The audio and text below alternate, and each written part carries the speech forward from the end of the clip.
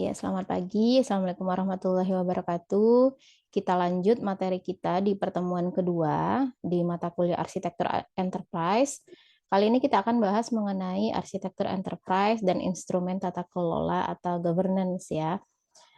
Minggu lalu kita sudah bahas secara review ya, apa yang dimaksud dengan arsitek, apa yang dimaksud dengan enterprise, kemudian arsitektur enterprise itu apa, kemudian kita juga membahas masalah di dalam enterprise arsitektur ada yang namanya bisnis arsitektur, kemudian ada data arsitektur, ada application, dan ada teknologi arsitektur. Kemudian apa sih hubungannya antara empat yang menjadi dasar enterprise arsitektur, yaitu bisnis, data, application, dan teknologi ini seperti apa gitu. Jadi kalau misalnya di dalam perusahaan tersebut ada bisnis atau ada proses bisnis di dalam perusahaannya, maka dia nanti akan menggunakan data untuk bisa menjalankan bisnis tersebut, dan data tersebut nanti digunakan untuk menjalankan sebuah aplikasi, dan aplikasi tersebut tidak bisa berdiri tanpa adanya teknologi ya atau infrastruktur daripada di perusahaan tersebut ya. Kalau kita lihat minggu lalu kita juga sudah bahas mengenai adanya alignment atau keselarasan antara bisnis dengan teknologinya atau dengan IT-nya. Jadi harus support bisnis perusahaannya apa. Misalnya proses bisnis perusahaan itu adalah tentang penjualan. Harus support dengan aplikasi yang mendukung penjualan tersebut. Misalnya ada aplikasi apa nih? Aplikasi kasir, aplikasi pergudangan, aplikasi stock of name misalnya ya. Nah, itu harus selaras atau alignment sehingga perusahaan atau goal tujuan daripada perusahaan itu bisa tercapai. Nah, hari ini kita akan bahas mengenai eh, arsitektur enterprise dan tata kelolanya ya, instrumen tata kelolanya ya. Nah, kita lihat di sini ada pendekatan daripada arsitektur enterprise yang lengkap harus mencakup 6 elemen inti. Jadi kalau kita lihat ada gambarnya di sini, ini adalah 6 elemen inti daripada arsitektur enterprise. Yang pertama, ada yang namanya arsitektur governance atau tata kelola arsitektur ya. Kemudian ada yang namanya arsitektur framework, ini adalah kerangka kerja arsitektur. Kemudian ada metodologi implementasi, metodologi. Kemudian ada dokumen artefak atau dokumentasinya. Kemudian ada yang namanya arsitektur repository, ini adalah penyimpanan arsitekturnya. Kemudian ada yang namanya associated best practice. Nah, ini adalah praktek yang terkait dengan arsitektur enterprise tersebut ya, atau enterprise tersebut. Kalau kita lihat di dalam bagian ini, base-nya itu adalah governance-nya. Kemudian di dalamnya nanti ada yang metodologi, ada yang kerangka kerja atau framework, ada yang namanya repository, penyimpanan, kemudian artefak. Artefak itu adalah dokumentasinya seperti apa. Nah, ini adalah elemen inti untuk membuat atau menjalankan sebuah arsitektur enterprise ya. Nah, ini elemen dasarnya adalah governance atau tata kelola yang mengidentifikasi perencanaannya gimana, pengambilan keputusannya seperti apa, kemudian bagaimana proses pengawasan, dan kelompok yang menentukan bagaimana arsitektur enterprise ini dikembangkan dan dikelola ya, sehingga nanti secara keseluruhan tercapai, artinya tata kelola dari perusahaan itu tercapai. Dimulai dari ini, planning. Kemudian nanti ada yang namanya decision, pengambilan keputusan ya. Kemudian bagaimana dari sisi pengawasan. Ya aku sakit kaki sama si April itu dungunya sama aja anjing. EA governance atau tata kelola bertujuan untuk mendukung tata kelola yang terpadu, kelompok kebijakan manajemen yang terintegrasi, dan proses yang membentuk struktur tata kelola secara keseluruhan. Nah, tata kelola ini nanti yang akan sebagai guideline ya, bagaimana supaya nanti proses perencanaan pengambilan keputusan di dalam perusahaan tersebut bisa teratur ya atau terarah. Arsitektur governance atau tadi ya tata kelola arsitektur ini harus sesuai dengan tata kelola perusahaan secara keseluruhan maupun mekanisme dan struktur tata kelola IT yang ada ditetapkan. Jadi arsitektur governance di setiap enterprise atau di setiap organisasi dan perusahaan itu nggak sama. Semua tergantung daripada strategi atau daripada bisnis perusahaan tersebut. Nggak bisa disamakan ya. Jadi kalau misalnya ada satu perusahaan dengan perusahaan yang lain mungkin memiliki tata kelola yang berbeda, tergantung dari kebutuhan daripada bisnis dan support IT yang ada di dalam perusahaan tersebut ya. Nah, ini ada manajemen area relevan untuk enterprise arsitektur. Ini adalah sebuah bagan ya. Manajemen yang berhubungan dengan enterprise arsitektur.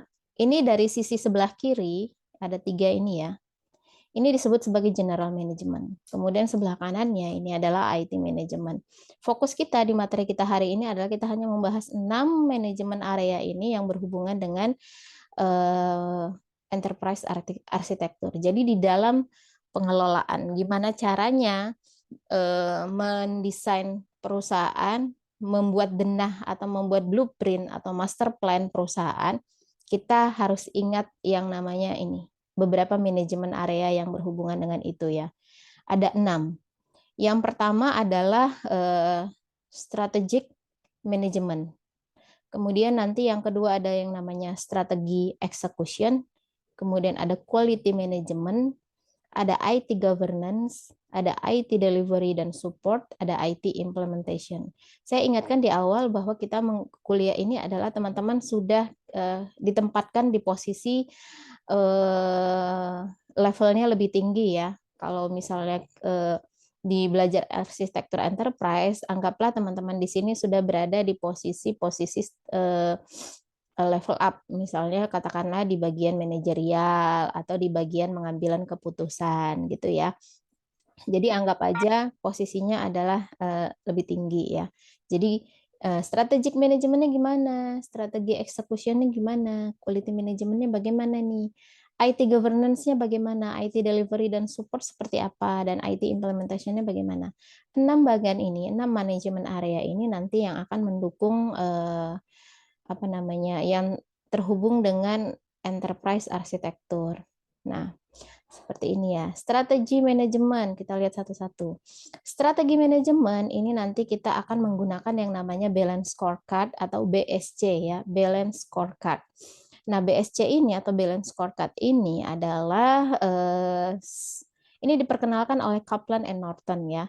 Memperkenalkan balance scorecard atau BSC ini sebagai manajemen sistem yang membantu perusahaan untuk memperjelas dan melaksanakan visi dan strategi. Fokus manajemen berada di aspek keuangan, dilengkapi dengan langkah-langkah mengenai kepuasan pelanggan, proses internal, dan juga bagaimana kemampuan untuk berinovasi. Jadi, kalau kita dari sisi strategi manajemen ini nanti akan menggunakan yang namanya balance scorecard ya. Nah, balance scorecard ini nanti merupakan gambaran performa dalam perusahaan dari beberapa periode. Jadi kalau kita berbicara masalah balance scorecard ini berbicara masalah penilaian perusahaan. Apakah perusahaannya ini baik atau tidak? Nah, itu nanti biasanya fokus daripada perusahaan tersebut adalah di bagian ini. Keuangan, finansial, ini saya highlight. Kalau di balance scorecard, finansial, kemudian kepuasan pelanggan, ya, customer service management, customer service relationship, ya, kemudian proses internal, bagaimana orang-orang di dalam perusahaan, penilaian karyawan, itu masuk juga nih di balance scorecard. Kemudian bagaimana kemampuan berinovasi. Nah, kemampuan berinovasi ini nanti ada yang namanya apa namanya? Tantangan dari luar, kemudian siapa pesaing kita, kemudian kalau ada sesuatu kesempatan kita bisa berinovasi seperti apa. Jadi di dalam strategic management, yaitu menggunakan balance scorecard atau BSC, fokus utamanya adalah finansial, ya, keuangan daripada perusahaan. Ini secara khusus, secara umum perusahaan ya, finansialnya seperti apa, kemudian bagaimana apakah pelanggannya puas, kepuasan pelanggan, kemudian proses internal perusahaan seperti apa, karyawannya seperti apa gitu ya. Kemudian aplikasi yang digunakan secara internal seperti apa. Kemudian di balance scorecard juga membahas masalah kemampuan untuk inovasi ya, atau sebutannya learning and grow ya. Pembelajaran dan peningkatan kualitas daripada perusahaan tersebut, apakah mampu berinovasi atau tidak. Cara kerja pendekatan daripada BSC atau Balance Scorecard ini adalah sebuah perusahaan harus mendefinisikan misinya, tujuan, dan langkah-langkah untuk setiap perspektif dan kemudian menerjemahkannya ke dalam sejumlah target dan inisiatif yang tepat untuk mencapai tujuan tersebut. Nah, ini nanti pertama-tama harus mengukur bagaimana output dari proses bisnis internal dan tidak hanya memperbaiki penyebabnya, tetapi juga akan mengukur kinerja dan manajemennya secara fakta-faktanya seperti apa. Nanti ada yang namanya pengukuran kinerja. Nanti hasil akhirnya dalam satu periode misalnya ya, atau dalam satu periode kepemimpinan katakanlah 5 tahun contohnya. Bagaimana kinerja daripada perusahaan tersebut. Kinerja ini bisa dilihat dari aspek finansial, kepuasan pelanggan, bagaimana internalnya, dan juga apa inovasi-inovasi yang sudah muncul selama satu periode tersebut ya. Nah, itu contohnya. Ini adalah yang strategic management yang ini. Yang ini ya. Kemudian yang kedua namanya nanti ada yang namanya strategi execution. Strategi execution ini nanti menggunakan yang namanya EFQM. EFQM ini adalah European Foundation Quality Management ya. Ini berhubungan dengan quality management, manajemen kualitas ya, mutu ya. Pendekatan manajemen penting lainnya ini adalah EFQM ya. Nah, ini atau sebutannya tadi European Foundation Quality Management. European Foundation for Quality Management ini adalah kerangka kerja ini ya, framework kerangka kerja untuk menilai aplikasi. Contohnya kalau yang EFKM ini menilai aplikasi dari European Quality Award dan terinspirasi oleh Malcolm Baldrige model di Amerika ya. Nah, model EFKM ini memiliki cakupan yang lebih luas daripada ISO 9001. Mungkin teman-teman ingat tahu dengan ISO ya, ISO ora ISO ya. Ini adalah standar internasional yang memberikan manajemen secara keseluruhan untuk kinerja seluruh organisasi. Jadi kalau misalnya di dalam EFKM ini nanti ada yang namanya 9 kriteria unggulan, 5 diantaranya adalah enabler, yaitu meliputi yang dilakukan oleh sebuah organisasi, dan 4-nya adalah hasil atau yang meliputi capaian daripada organisasi tersebut. Jadi di dalam IFKM ada 9 kriteria, 5 enabler, 4-nya adalah hasilnya. Seperti ini penggambarannya. Enabler terdiri dari leadership, people, policy and strategy, partnership and resources, dan proses. Ini adalah yang harus dilakukan oleh organisasi. Bagaimana leadership-nya, bagaimana orang-orangnya, bagaimana policy and strategi, kebijakan dan strategi daripada perusahaan, partnership dan resource-nya, bagaimana dari sisi kerjasama, kemudian sumber dayanya yang ada di perusahaan, kualitas daripada SDM-nya, kemudian bagaimana prosesnya. Ini adalah enabler-nya, apa yang harus dilakukan oleh perusahaan. Kemudian nanti result-nya seperti apa, atau hasilnya nanti apa, people result, kemudian customer result-nya seperti apa, society result-nya, sehingga nanti akan menghasilkan key performance result. Jadi ada namanya indikator keberhasilan ya. Key performance-nya gimana nih, apakah baik atau tidak. Nah, key performance result ini bisa dari sisi orang-orangnya, kemudian customer-nya, apakah customer merasa puas atau tidak, gitu ya. Nah, ini adalah strategi execution menggunakan kerangka IFQM namanya ya, atau European Foundation for Quality Management. Ini adalah alat sederhana untuk membantu organisasi menerapkan sistem jaminan mutu ya, atau bentuk standarisasi daripada manajemen mutu. Karena di dalam perusahaan kita juga butuh yang namanya manajemen mutu, berkualitas atau enggak gitu. Contohnya misalnya perusahaan ini adalah manufacturing ya, atau pabrik lah katakan. Maka dia harus punya yang namanya kerangka IFQM ini, gimana caranya supaya produk yang dihasilkan ini berkualitas. Kemudian nggak hanya produk, orang-orangnya berkualitas, internalnya ya orang-orang berkualitas. Kalau misalnya untuk orang-orangnya, supaya berkualitas, apa yang harus dilakukan oleh perusahaan? Misalnya, contohnya adalah perusahaan akan membuat training, pelatihan gitu ya. Misalnya pelatihannya apakah dalam negeri secara internal, ataukah harus ke luar negeri, apakah ada studi banding, nah seperti itu.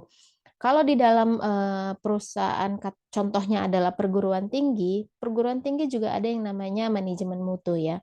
Manajemen mutu ini nanti dilihat dari sisi nggak hanya dari kelulusan mahasiswa, enggak. Dosen juga akan dilihat, misalnya artikel publis penelitian dosen seperti apa, kemudian jabatan dosen, misalnya apakah dia sudah sertifikasi dosen, kemudian itu semuanya mengacu kepada strategi execution. Supaya apa? Supaya key performance result-nya nanti bisa tercapai. Nggak hanya dari sisi mahasiswa lulus dengan nilai terbaik dan mendapatkan pekerjaan di perusahaan yang bagus, tapi juga dari sisi people internalnya, orang-orang di dalamnya juga harus yang berkualitas. Nah, bagaimana caranya? Pihak perguruan tinggi harus membuat itu, harus membuat yang namanya tadi contohnya prosesnya gimana? Ada pelatihan, ada studi banding, ada kerjasama. Nah, itu semuanya adalah tujuannya tadi supaya membantu organisasi bisa menerapkan yang namanya jaminan mutu atau excellent quality ya. Ini excellent model atau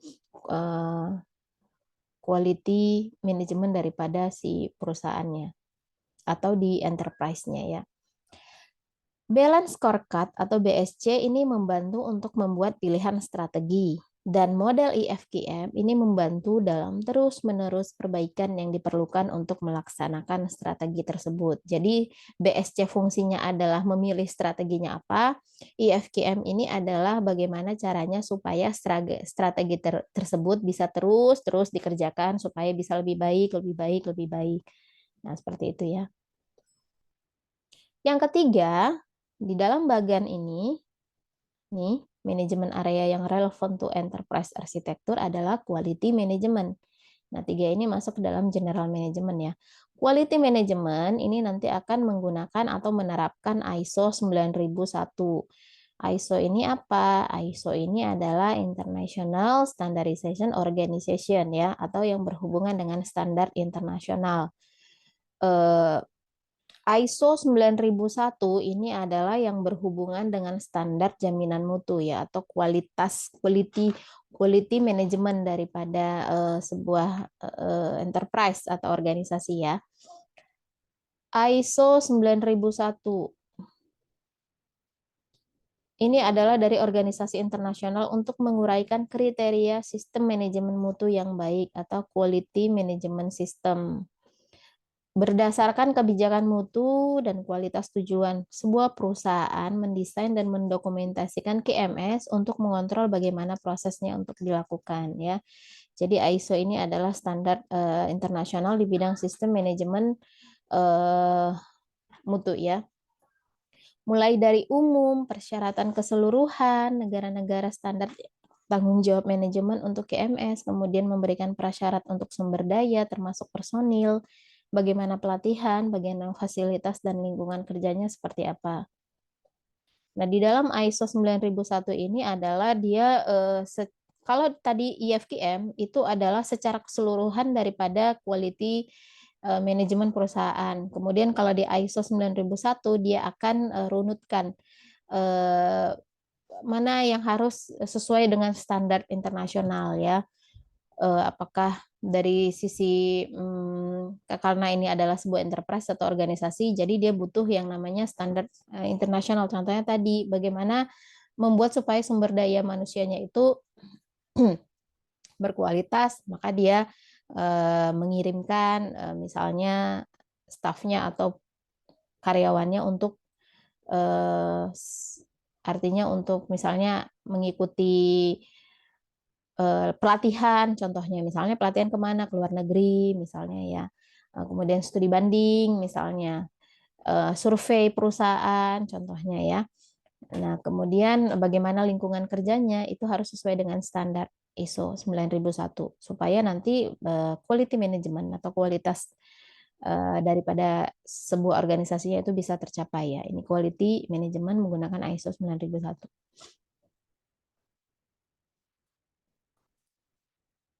Arsitektur enterprise dari perspektif manajemen mutu di umum dan ISO 9001 pada khususnya ya. Jadi ISO 9001 itu untuk perspektif manajemen mutu secara khusus. Kalau misalnya secara umum manajemen mutu tadi yang menggunakan IFQM ya, terlihat kontribusi utama bagaimana mendesain daripada proses bisnis dan mendukung daripada sistem IT-nya tersebut. Sebuah arsitektur enterprise yang dirancang dengan baik dan didokumentasikan membantu organisasi agar sesuai dengan prasyarat ISO 9001 pada identifikasi proses dan dokumentasi. Jadi dari sisi ada apa namanya itu ya, standar standar ISO 9001 itu harus diterapkan di dalam perusahaan ya. Nanti sehingga bagaimana mutu daripada perusahaan itu nanti akan terlihat. Kemudian tadi ya di bagian yang ketiga, nah ini bagian general management, kita masuk ke dalam IT management, ada IT governance, IT delivery and support, dan IT implementation. Di dalam IT governance nanti akan menggunakan yang namanya COBIT ya, Control Objective for Information and Related Technology. Standar ini untuk IT governance awalnya diterbitkan tahun 96. Sebuah kerangka IT kontrol internasional yang menyediakan organisasi dengan praktek yang baik yang membantu dalam menerapkan struktur tata kelola IT di seluruh perusahaan. Jadi kalau IT governance ini berhubungan dengan tata kelola IT. Kalau tadi di awal kita mendengar arsitektur governance ini berhubungan dengan tata kelola daripada perusahaan tersebut ya. Jadi kalau misalnya di dalam COBIT ini adalah sebuah framework ya atau kerangka panduan untuk tata kelola IT. Jadi dia bisa dikatakan sebagai bahan ya atau tool untuk mendukung atau menjembatani gap antara kebutuhan dan bagaimana teknik pelaksanaan daripada bisnis tersebut ya. Jadi di dalam IT governance ini dia menjembatani kesenjangan antara resiko bisnis, kebutuhan kontrol, dan juga masalah teknis. Jadi kalau di COBIT ini dia framework untuk dari sisi IT ya. Inti dari kerangka COBIT ini adalah tujuannya pengendalian dan manajemen pedoman untuk 34 identifikasi proses IT yang dikelompokkan ke dalam 4 domain. Ada perencanaan dan organisasi, akuisisi dan implementasi, pengiriman dan dukungan, serta pemantauan. Kalau secara detail untuk belajar COBIT ini ada khusus untuk belajar COBIT ya, tetapi kalau di dalam perkuliahan arsitektur enterprise ini hanya semacam review pengenalan aja mengenai COBIT. COBIT ini adalah sebuah framework ya. Nah, ini ada beberapa COBIT menawarkan model kematangan untuk tata kelola IT atau maturity IT ya. Ada 5 tingkat kematangan, ada ad hoc, ada repeatable, ada divine, ada manage, dan ada optimize ya. Ada ini panduan untuk bisa mengerjakan tata kelola IT tadi ya. Nah, ini yang IT governance. Selanjutnya ada IT Service Delivery and Support, sebutannya adalah menggunakan ITIL. Ini ITIL adalah IT Infrastructure Library ya. Ini adalah himpunan yang paling banyak diterima praktek terbaik dalam pelayanan IT ya. Jadi kalau misalnya untuk ITIL ini yang berhubungan dengan infrastruktur IT-nya ya. Kalau tadi IT governance itu adalah COBIT, kalau berhubungan dengan IT service delivery, IT infrastruktur menggunakan framework yang namanya ITIL, IT Infrastructure Library. ITIL ini adalah satu set konsep teknik untuk mengelola IT infrastruktur, bagaimana pengembangan dan operasinya. Nah, ITIL ini terdiri dari serangkaian dokumen yang memberikan bimbingan pada penyedia baik IT layanan dan fasilitas yang dibutuhkan untuk mendukung IT tersebut. Jadi ada yang namanya infrastruktur yang support terhadap IT daripada perusahaan tersebut. ITIL memiliki proses berorientasi pendekatan untuk manajemen layanan. Untuk memberikan kode praktek yang membantu organisasi membangun manajemen kualitas layanan, IT, dan infrastruktur, di mana kualitas didefinisikan sebagai sangat cocok untuk kebutuhan bisnis. Jadi ITIL ini nanti yang akan membantu bagaimana jalannya infrastruktur di dalam perusahaan tersebut dari sisi IT-nya ya. Nah, ini IT Service and Delivery and Support.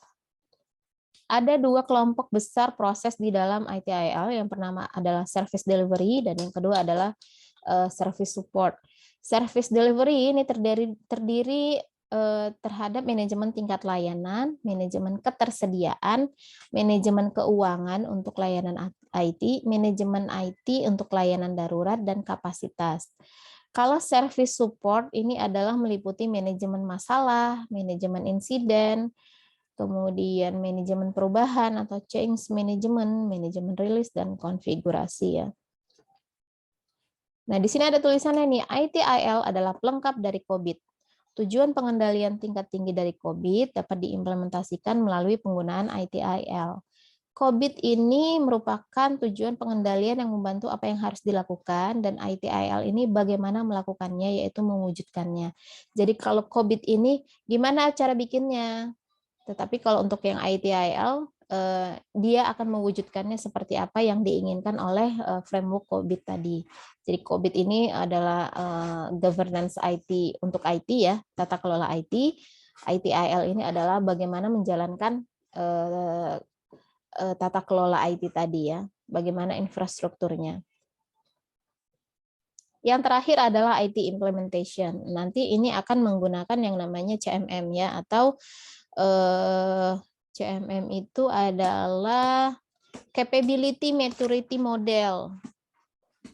Ya, ini adalah CMM ya, Capability Maturity Model, model kematangan ya. CMM atau software CMM ini adalah model untuk menilai kematangan organisasi, proses rekayasa perangkat lunak, dan menyediakan organisasi dengan praktek kunci. Jadi kalau untuk Capability Maturity Model ini dan CMM ini Capability Maturity Model Integration ini adalah untuk melihat kematangan organisasi dari sisi IT ya, dari sisi perangkat lunaknya. Dalam model CMMI ini nanti ada 5 tingkatan kematangan sesuai dengan CMMI product team ya. Ada initial, kemudian ada manage, ada define, ada quantitatively manage, kemudian ada optimizing. Ada 5 tingkatan melihat kematangan atau maturity daripada rekayasa perangkat lunak atau misalnya IT ya. Dari sisi inisial, bagaimana prosesnya, kemudian diinisiasi ya, kemudian memanage-nya gimana, kemudian define, menentukan atau menjelaskan tentang standar, prosedur, metode seperti apa, kemudian ada quantitatively manage, ini berhubungan dengan bagaimana memanage baik kuantitas maupun kualitas ya daripada support IT di dalam perusahaannya. Kemudian optimizing, bagaimana mengoptimasi atau bagaimana supaya support IT ini terus meningkat ya. Atau tadi kan kalau kita lihat di balance scorecard ada yang namanya inovasi. Gimana caranya supaya perusahaan ini bisa meningkatkan atau berinovasi dari sisi IT ya. Nah, ini adalah 5 tingkat kematangan atau maturity model ya, atau capability maturity model.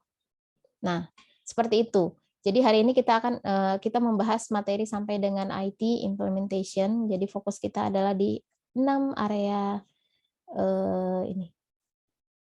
Manajemen area yang berhubungan dengan enterprise architecture. Jadi di dalam perusahaan, kalau perusahaan itu mau maju, kalau perusahaan itu mau memiliki tujuan yang jelas, yang baik, harus memiliki strategic management menggunakan balance scorecard, strategi execution menggunakan yang namanya IFQM, kemudian bagaimana quality management menggunakan standar ISO 9001, bagaimana IT governance-nya ini menerapkan COBIT ya, kemudian bagaimana IT delivery and support-nya, fokus terhadap IT IL-nya, dan yang terakhir, IT implementasinya seperti apa?